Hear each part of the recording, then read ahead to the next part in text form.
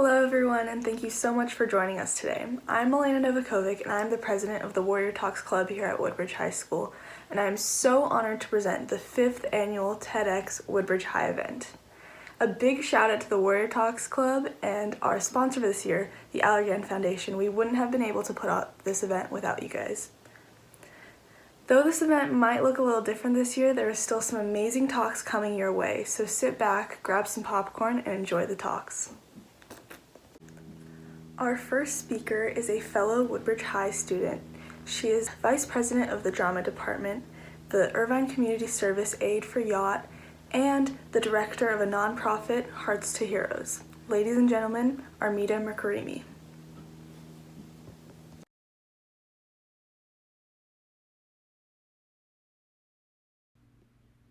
Deep within the 86 billion neurons that fire profusely within the brain lies a meager, cynical territory called X.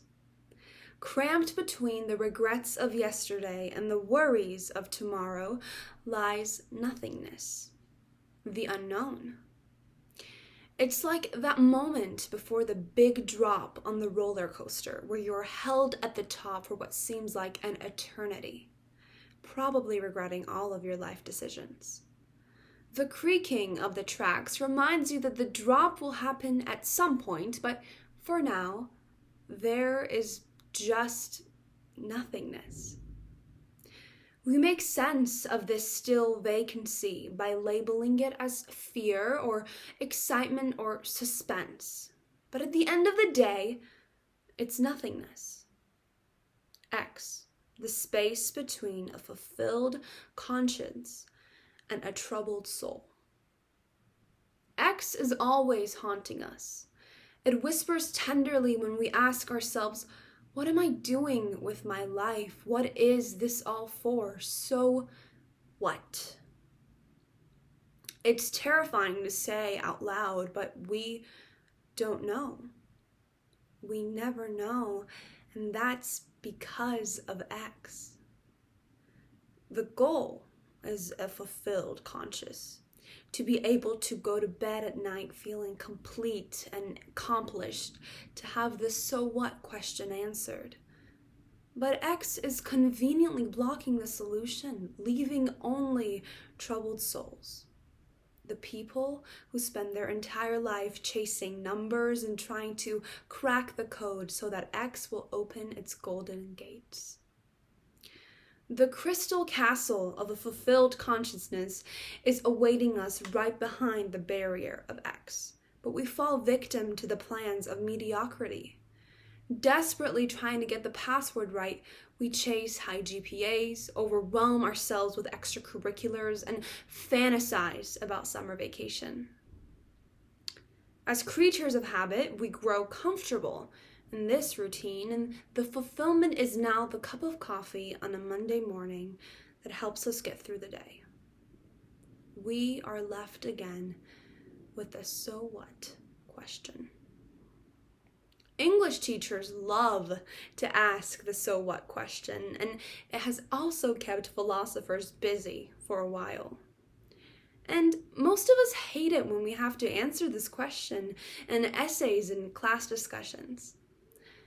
I often wonder how 2 syllables can provoke so much meaning. But that's what us humans do.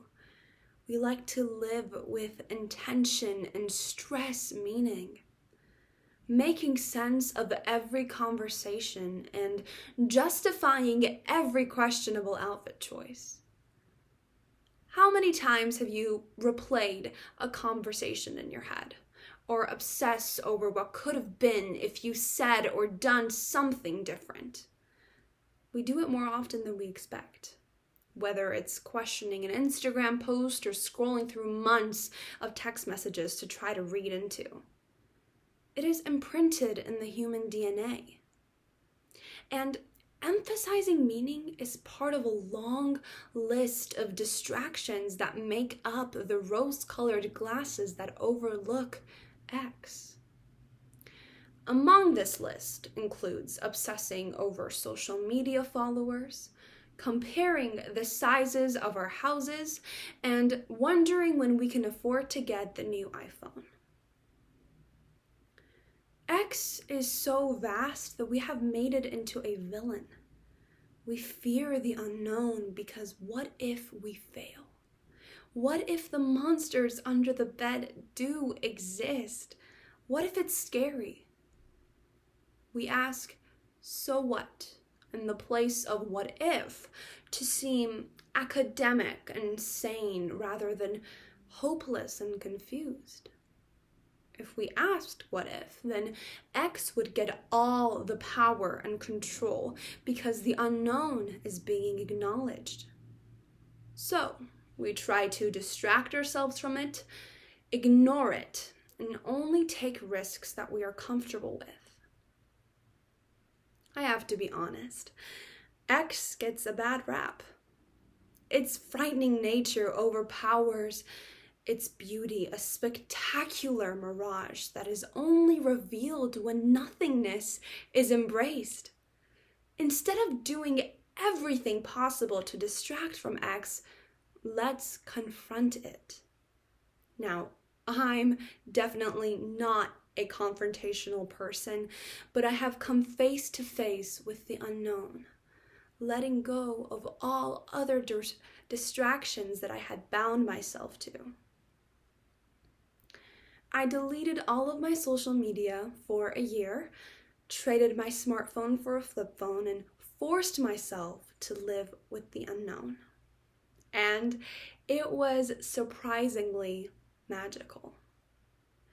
The thing about nothingness is that it's nothing.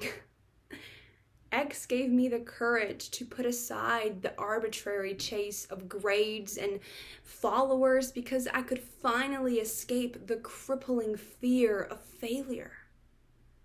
After all, if I was left with failure or rejection, I had the fluffy cloud of nothingness to catch me.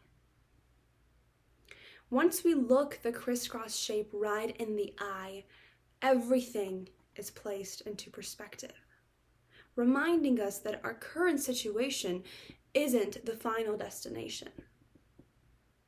There's nothing wrong with wanting to exceed all the avenues that we embark on, but the race towards first place becomes problematic when we merely live to climb mountains.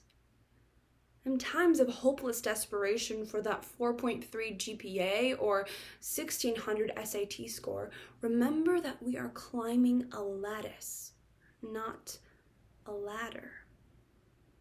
There is plenty of room for all of us to conquer the heights of intellectual inquiry. Most of all, remember that you are not a number. You are not some personification of your achievements in an attempt to distract from the terror of the unknown. Contrary to popular belief, we don't have to have everything figured out, and we never will. Let that sit with you. We will never have everything figured out. X makes it possible to acknowledge the vacancy that follows us around and be okay with it. Sit still, even for just a moment, and be okay with just being you. Rather than being discouraged by it, let's proudly wear our scarlet X's. For the present moment is too precious to be spent worrying about what the unknown is.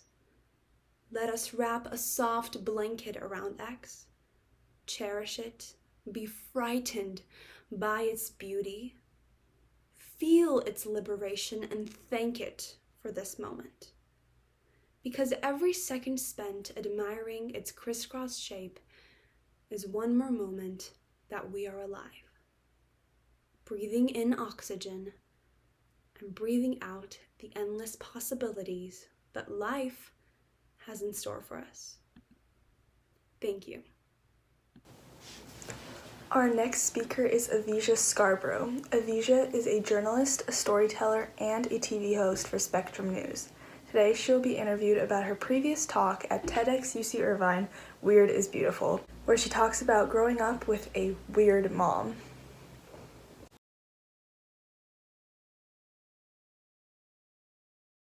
So, my first question for you is, how did you define beautiful when you were younger? I'm here today because you're interviewing me basically about my last TEDx talk from UC Irvine, Weird is Beautiful. And when I got to that point in my life where I realized that it's our differences and our uniqueness that make us beautiful. But your question was, how did I define it when I was younger? And I defined beauty as everything that I wasn't. So it was everything that was around me. And I grew up in a town that was, mostly blonde hair, blue eyes. And that was how I defined beauty. And I would look around to see, what was popular on TV at the time. And the standard of beauty was Heather Locklear from Melrose Place. So that was, kind of what was around me and how I defined it. Mm-hmm. How did you define weird when you were younger? So to me, the definition of weird was my mom. So in my talk, I said that, we all have parents that have embarrassed us at one point or another, but multiply that by 1,000, and that's how I felt growing up. So a lot of children of immigrants have dealt with similar issues because, there weren't a lot of Iranian immigrants in our town. There really weren't any. And my mom spoke with a very thick accent. English wasn't her first language. So, I was embarrassed of that. And I would say, Mom, please don't talk to me in front of my friends, like be low key. And she didn't have a low key bone in her body. She would come and pick me up from school and I'd be standing there with all my friends pretending like I didn't see her. And she was the type to just lay her hand on the horn and stick her head out the window and say, like in Farsi, and just, but like I said, those were typical things. But what made her atypical and what made it even worse for me was that she was one of the very few people I've ever met in my life who really didn't care about the opinions of others. So she was a real free thinker. And because of that, she was always inventing weird things and thinking outside the box and doing things differently. And I was so misguided at the time that, like I said, I would look at TV and see what was popular. And I would say, like, gosh, why can't Heather Locklear be my mom? Or, later the Kardashians became popular. And I was like, I wish Kris Jenner was my mom, or even Caitlyn Jenner. That's how misguided I was. I spent my life wishing she was someone else because I didn't appreciate how unique she really was. Yeah, I can definitely relate to that. What is the craziest invention your mom has made or a thing she has done? So, like I said, my mom loved making inventions, and I'm going to send you these pictures so you'll have some of them. One thing she did was our shoe rack right outside of our front door was like this big bush, like a shrub with branches sticking out. And she would literally put a shoe on each branch, just right outside of our house for all the neighbors to see. Another thing she did was at her work, she kind of had a desk against the wall a little bit like this, and she literally nailed a pillow to the wall permanently, just nailed it there. So when she was tired, she would just lean back, put her feet up, and just sleep at work like that. The other thing you might have saw was she had her shoes. She would pull a pair of thick wool socks over her shoes. So imagine a shoe with a sock over it. She'd wear those in the house and dance and skate around the floor. That's how she cleaned it. But the weirdest invention of them all was her jacket that she would take with her traveling. When she'd fly on airplanes, she would wear this long coat, and imagine inside stockings, like socks that were sewn like 3 feet long, just sewn inside. And she'd shove them all full of her belongings so she didn't have to be bothered with checking bags or paying extra fees. And she would keep adding to this coat. And now she actually has sewn extra blankets into the back of it because airplanes are cold. So she doesn't take any suitcases. She just wears this coat. Wow. Explain the community that you lived in as a child. So we grew up in a town called Santa Cruz in California, and at the time it was very progressive and liberal, a lot of hippies, a lot of marijuana advocates, a lot of counterculture. And their motto at this, in Santa Cruz was keep Santa Cruz weird. So they loved being weird. So imagine that in a town where they embrace being weird and their motto is about being weird, my mom actually pushed the envelope.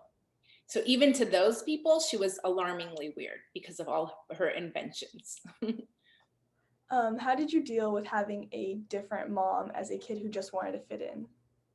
Yeah, for me, it gave me a lot of anxiety. I definitely just wanted to fit in. I didn't realize how amazing and special it is to have original ideas or to be different or have a different perspective. So I dealt with it a lot by laughing at my mom. I would make fun of her. And, it was because I was really insecure. I was insecure with myself. So I passed that negativity back to her by making fun of her. And that's something that you young people should look at too, is if somebody's doing that to you, why? What is it inside of themselves that they hate that's making them treat other people that way? And if you're one of those people that do that to others, try to peer pressure people to fit in, maybe ask yourself the same question. Why do you think we embrace the weird in the rich and famous rather than in all the rest of us? Well, the reason we accept weirdness in rich and famous people is because by the time they're rich and famous, they've proven to be winners. And we want to side with the winners. But before they succeeded, they were weird too. Think of Steve Jobs and Apple when they first came out and said, we want to put a camera inside of your phone. And people were like, why? Why the heck would I need a camera in my phone? And now we think they're genius and brilliant because they succeeded. And same with all the other companies that have disrupted entire industries. And I mean, when Uber first came out, people were like, that's a weird idea. You want regular people to turn their own car into taxis and drive around strangers. I mean, can't you get murdered like that? That was the sentiment, that it was really a weird idea. But now that it's a multi-billion-dollar company and it's, disrupted the whole taxi industry, now they're considered, brilliant. Their idea was great. But some people aren't so lucky. There was a scientist, a Hungarian scientist, actually, his name was Ignaz Semmelweis, and he was the pioneer hundreds of years ago of hand washing. He told all the surgeons in Europe that so many people are dying from infections during childbirth and during surgery. It's because you have germs on your hands. And he told the surgeons to wash their hands. And they basically sent him to an insane asylum because they were like, who are you to tell me to wash my hands? Are you saying I'm dirty? And they thought he was weird, and they rejected and persecuted him. And it wasn't until after he died that he became recognized for his original idea. And that's why we need weird people. We need people willing to think outside the box. Not only are all these companies and technologies making our lives better and easier and more convenient, but it's actually saving lives. Somebody like the example I gave you saved a lot of lives. How would you define weird and beautiful now? Well, now I define beauty as someone who has the courage to be themselves, someone who doesn't fear being disliked. And weird people are beautiful, like my mom. And I'll tell you why. It's because they made the choice to be who they want to be, not who other people told them to be. And they didn't bow down and comply to the pressures to fit in and be another cog in the machine of society.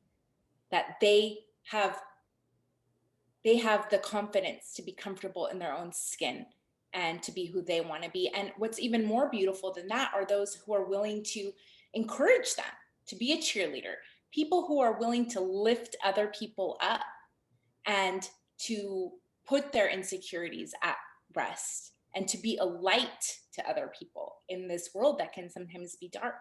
that is beauty.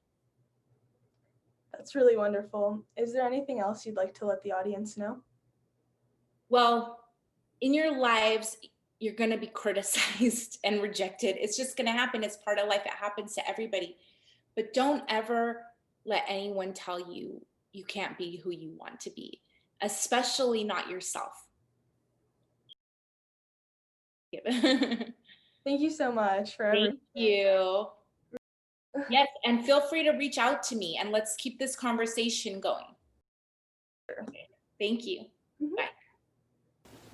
Our next speaker is Yana Sadiq. She is a sophomore here at Woodbridge who has been playing water polo on the varsity team for the past 2 years. Her talk is about the journey she has faced to find the sport that she loves.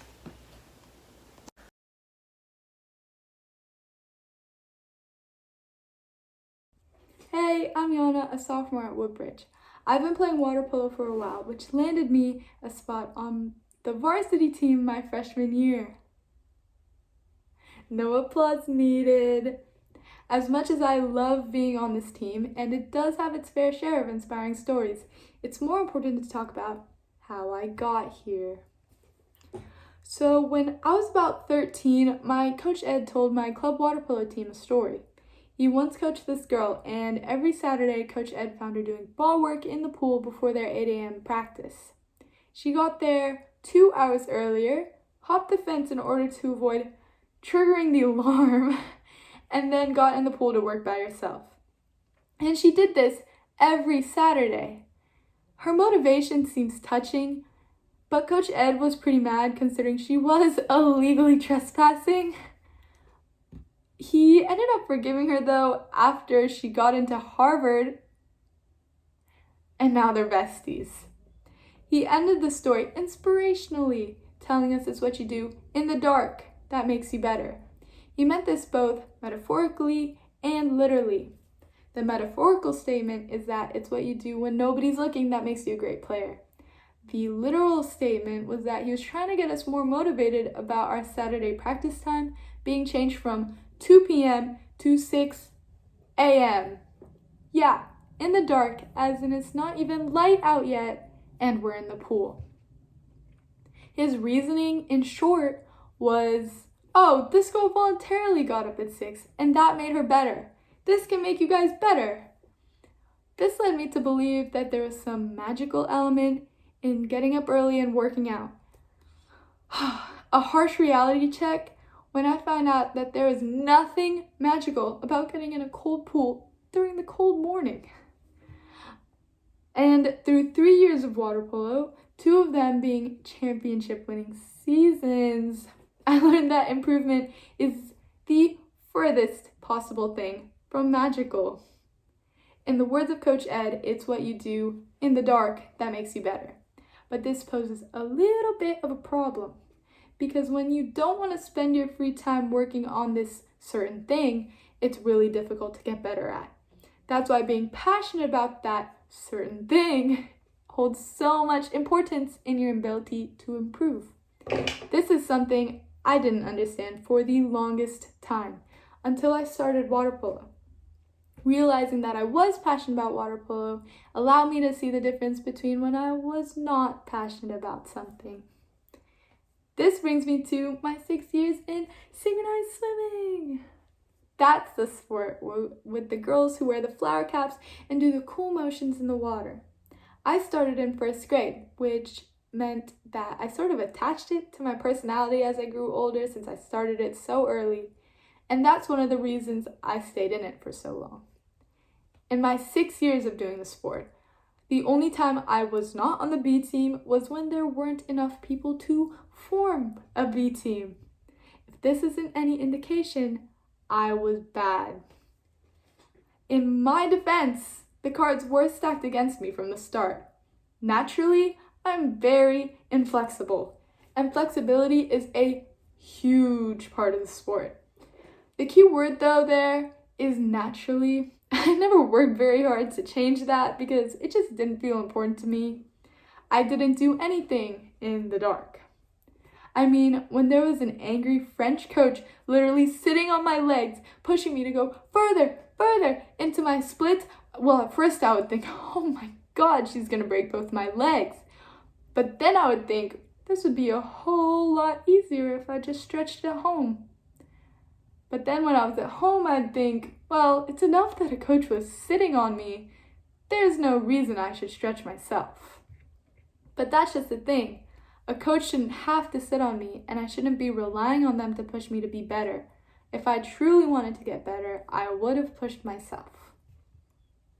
Looking back, the main red flags showing I wasn't passionate were the reasons that made me reluctant to quit. First and foremost, I loved my friends. I'm not really sure if it was like a little kid thing that just makes me love everyone. All I know is that they made me really, really happy. Secondly, I relished in how impressed people were when I told them I did synchronized swimming. Not only the complexity, the grace, the beauty of the sport, but also baffled because they didn't realize a first grader could say a word that big. What they didn't know is that in reality, I sucked at it. However, they never found that out because I was always telling them, oh, I'm in the top 100 of my country. Yes, this was true, but there were also only 100 people competing. Regardless, I was soaking up the praise. By now, as you may have noticed, none of these reasons have anything to do with me liking the sport itself. So eventually, I quit. And so begins my journey to water polo. At first, my love for the sport came from how much easier it was than my previous one. I mean, there wasn't a French person sitting on me here. Bare minimum, though. For the remainder of the year, I learned the basics, picked up the skills pretty fast. Following that, my first year, I was put as a starter. No pressure, right? Actually, yes, right. I was too distracted by how much I started to love the sound of the ball swooshing to the back of the net. A pretty common sound thanks to yours truly. This got me praise amongst the parents, something we all know I love. A new feeling I felt? Having fun when I was playing. Doing the sport was usually my least favorite part, so imagine my surprise when I wanted to play more for a change. Aging up was a huge transition with more commitment, bigger people, different rules. I had to show up and show out to earn my spot on the A team. No matter how hard I worked during practice, it was the things I did in the dark that made me my best. Arguably, it wasn't just doing the extra work at home, but it'd be me thinking about what did I do wrong in those games, or putting myself against the best player even though they were like all the way up here and I was down there with my skill level. The coaches didn't notice these things because they were just too insignificant to note. But the little things did add up really fast, and my improvement was what they did see. But now, it didn't even matter that they did because I wasn't doing it for them. I was doing it for me. At some point, I understood that I found my passion. It was when I realized that I wasn't doing it to impress other people, and when I was getting better for myself, and when, even though I was putting all this extra work, time, thinking, I enjoyed it. Passion is loving something so much that you just keep wanting to get better. In a less cheesy definition, passion is something that raises your confidence and something that you don't need validation about from other people. This doesn't necessarily mean you reject the compliments, because God knows I didn't, but it means that what others say, good or bad, doesn't have an effect on what you're doing. So understanding what real passion is leads me to the question, do you have it? I would have reconsidered what I was doing if 6 years ago somebody told me, you're not passionate. This isn't at all what passion is. So don't make the same mistake I did. Hey, I'm not trying to force you to quit your day job or anything, but you're missing out if you don't have something like how I have water polo. Our next speaker is a Woodbridge High School alum. She is now a freshman at UCSB and is sharing the story on the change from high school to college, especially during a pandemic. Ladies and gentlemen, Selena Mohseni.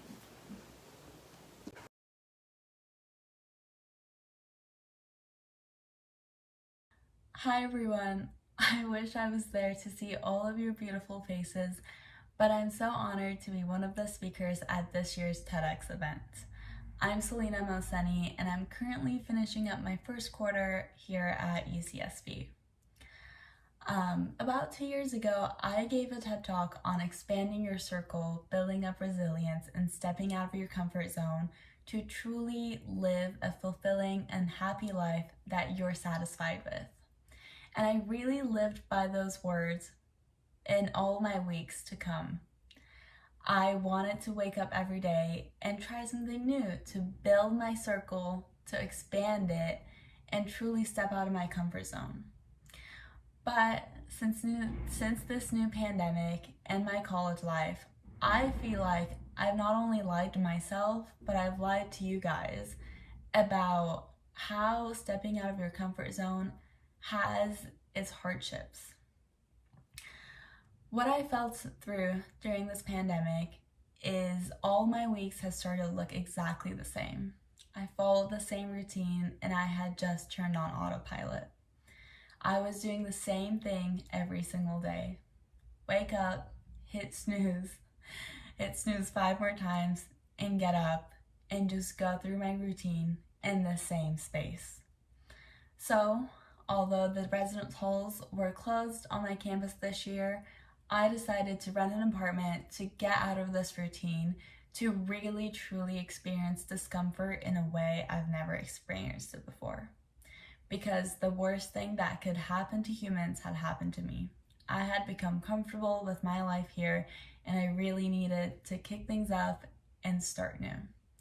So I moved to Isla Vista for the first quarter, and I'm still there, of my college experience. And things kind of got crazy. Not in a bad way. You come into college expecting a lot of things. You hear from all these alumni, all your friends who are in college, that it is truly the best experience that could happen to you. You meet your bridesmaids, you meet your husband or your wife, you meet your soul friends, the friends who are there for you from throwing up in the bathroom to watching you grow up through life. But these expectations are met with a harsh reality of loneliness in college. I came into this town knowing no one but my roommate, who I let you know I have never met before either. I went into the streets and saw girls hanging out with their friends, significant others, and just friends who were close. And I questioned my ability to make friends and keep those friendships as well. I had by this time met a couple of people, but there was nowhere near that true connection that I felt before with my previous friends. And it really made me question myself as a person and my abilities to make long-lasting and fulfilling friendships into college. This really made me fall down a deep, dark state of loneliness, and it just made me question my ability as a person to socialize and to make friends in general. So I decided I would talk to every single person that I've come up in the street to make friends. The more I kept thinking about this, the more I started to question, why does doing this make me and make us so happy? So I'm going to refer back to this idea of the flinch that I've talked about before. Our lives are like scripts. Our vacations are planned, our meals are planned every single day. The flinch is an idea by Julian Smith that he refers to when you step into a cold shower and that little flinch before you go in. That's what discomfort truly is. You either push through and you step into the cold water and experience the harsh cold on your body, or you just shrivel up to a life in discomfort. So I decided to really push through. I was met with the harsh reality of this not working. Although I met a ton of cool people, these conversations were just 2-minute conversations that I had with random strangers. It really wasn't any friendships that I was looking for. This even made me fall deeper to this hole of loneliness that I had dug up for myself. I wanted to move back to the life I had back in high school, where I was comfortable with my circle. I was comfortable with the friends I had. I was very happy with the people I had surrounded myself with. And now that I'm in a totally new place with the people I'm not familiar with virtually no friends and online classes, I didn't really know what to do. When I put myself in these situations, sometimes I laugh because I'm uncomfortable, and sometimes I'm filled with anxiety and fear because it's much easier to be mediocre and safe because you don't want to worry about failure. And although I did fail with making friends through this connection, I realized that in the world we're in, our expectations are way too high of ourselves. I moved into a new apartment at 18 years old with no one that I knew in this town, online classes, and yes, this is what college is, but given these times, I realized we need to be way nicer to ourselves. I was too harsh on myself. These people have been living here for years. They've built their friendships, and they are not freshmen like us. So I just was too hard on myself for what I'm given with. You take this first step knowing it won't be easy, but knowing it's way better than the alternative. It's never about any single moment. It's about doing something out of habit just because it's hard and just because the alternative of staying at home or just living a life in a comfortable state is better. And the next flinch is going to be easier. It's way too easy to get comfortable in our lives. As we progress in our lives, luxuries become more common. We take granted the car that drives us to the grocery store, and we can easily put our bags in the trunk and not worry about it. We forget that these luxuries exist in our lives, and when we take it away, we really truly experience what it's like to live life in an uncomfortable manner. A practice that puts you out of your comfort zone can build up resilience for when things go wrong. With simple experiments like mine, or like your own, we could feel like what the world would be like in a pandemic, or what it would be like if our current comforts were taken away. We realize that although yes, it sucks at the moment, that our life really wouldn't be so terrible without it. To sum up, yes, it did get easier, and yes, I have met such wonderful people, but it did take some time. I compared myself to the friends that I saw abroad and how their life was much better than mine. And I realized they worked hard for it. They worked hard to meet these people, to make this life happen. And it wasn't just handed to them. And I did need to work hard too. It does get easier and your flinch will subside. But what I wanted to prove out of this talk is that no matter what challenge we're going through in our life, whether it's through making friends, going abroad, and studying in a pandemic, we should never underestimate our ability to shine and find strength to prove ourselves wrong and push ourselves further. We step out of our comfort zones and we go out of the normal way of thinking. And past fear, there is a lot more coming to us. We are the new generation that experienced a pandemic, and we're still living and pushing ourselves further to excel. We are the youth. So I want you to expand your circle and step outside of your comfort zone, because it's such a beautiful feeling, and even if you fail, you learn something from it. Thank you so much, and I hope you guys enjoy the rest of the talks. Our final speaker for the day is a Baylor University alum and a second-year medical student from Texas Tech. Currently living in Texas and sharing his story with us today is Daniel DeSimon.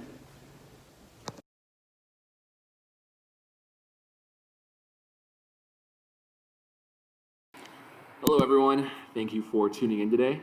My name is Daniel DeSimon. I'm a second-year medical student, and for this talk, I'd like to give you a little personal story, one that I hope many of you will find your own similarities in. It is a story of success and failure, and the important part being the journey in between that makes it all worth it. I'll begin by setting the stage for what many of you might consider the perfect high school experience. Imagine checking all the boxes off in high school, and it might look a little something like this. Academically, I attended the top school in the city, graduated with honors, along with multiple awards and scholarships. I got over 90th percentile for all the standardized tests with national merit status, and I knew that I wanted to pursue a career in medicine. So I thought I had that part figured out. With sports, I was the top swimmer in my regional area for multiple consecutive years. I was the captain of my high school soccer team with the MVP award and assist record during my senior year. And I was a competition-winning piano player. And I had state-level competitions and grand thesis prizes, and I had plenty of friends and often went to social events and parties. The result of all this was at the end of my high school journey, I was accepted into a guaranteed medical program at Baylor College of Medicine. That's consistently a top 5 medical school in the country, and it's in the largest medical center in the world. And this was all on a full ride scholarship. So I should have been over the moon. This is everything that I thought I wanted, but I wasn't happy. I didn't really know why. Let's look at all those check boxes from a bit of a different perspective.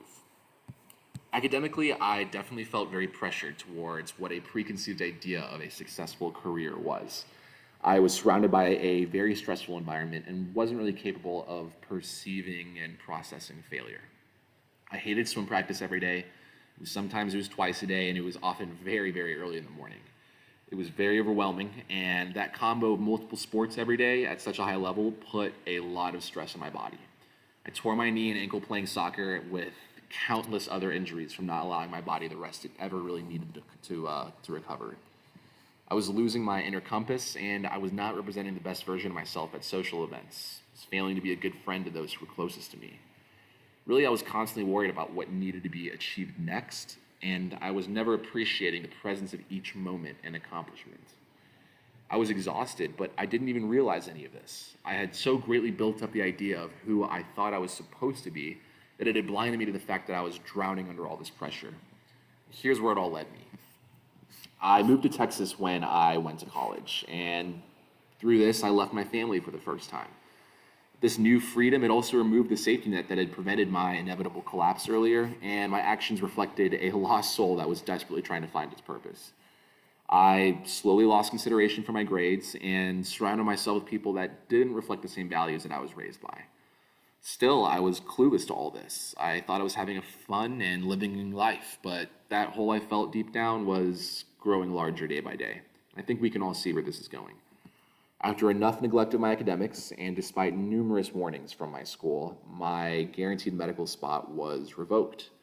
Now I was sitting with a barely passing GPA, no further career or shadowing experience, and zero involvement in school-related activities. I hadn't played piano or sports in over a year, and my high school resume pretty much meant nothing now. I was back to square one, and I had no idea what I was going to do. Really, I was experiencing true failure with all of its consequences for the first time in my life. Now, they say that when one door opens, another closes, but often it's only when that door closes that you even realize that there are other doors. In other words, only when one opportunity leaves you that you even realize that there are other opportunities that are worth pursuing. Let me begin by saying that there's nothing that made me deserve the turnaround that was to come. I didn't make some drastic life change by my own determination because I really hadn't found that inner drive to realize that outcome. I didn't appreciate the opportunity that had been given to me before because I hadn't found my own reason to desire such an amazing blessing. There's no telling how life will reveal its purpose, and it's bound to be different from one person to another. For me, it presented itself as a life partner, someone I could trust. I was lucky enough to find someone I could share my life with, and through that, discover the life I wanted to live. She became my best friend and brought the best version out of me by giving me reason to be that person. I want you guys to understand, this evolution was not an overnight change, but the ongoing journey has been the best part. Every day was better than the last, igniting a new ambition to pursue my dreams. Over the years, the uphill climb resulted in a better view on life's mountain each and every day. I turned my grades around in college. I pursued a master's in business education while rediscovering my passion for medicine in an entrepreneurial manner. I rediscovered my love in music and sports, and I've built a business around one of my favorite hobbies. I found and am still finding self-actualization in my medical career, giving me the satisfaction and drive to work hard every day. Ultimately, I found a life worth living and sacrificing for. And the moral of this whole story is that finding purpose is an ever-changing discovery that takes time. Many of the components that give your life purpose depend on one another. Finding one will help you find the other. Don't be frustrated or impatient in finding this purpose. Enjoy the journey as you make this personal discovery, because it is comprised of some of the most fond moments that you will have. Find your own purpose based on who you want to be, not who others, think you should be. When you commit to something fully, you will find your own true potential, but you will only be able to commit to something fully if you love doing it. And that brings up one of my favorite quotes that I like to kind of turn on its own head. I'm sure you've heard that you will be great at what you repeatedly do. The only problem with that is that you will only repeatedly do what you love to do.